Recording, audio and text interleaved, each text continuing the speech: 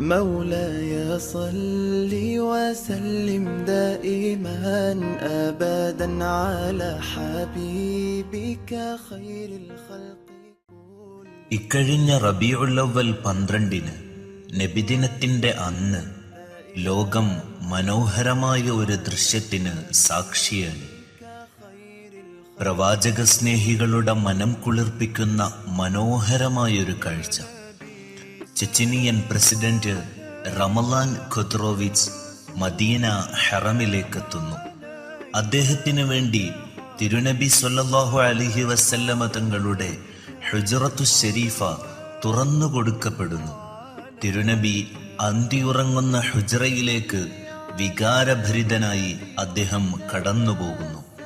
ഇരുകെട്ടുകളായി ഉയർന്നു നിൽക്കുന്ന മുത്തനബിയുടെ ഖബറു ശരീഫ് അദ്ദേഹം ചുംബിക്കുന്നു. 6.5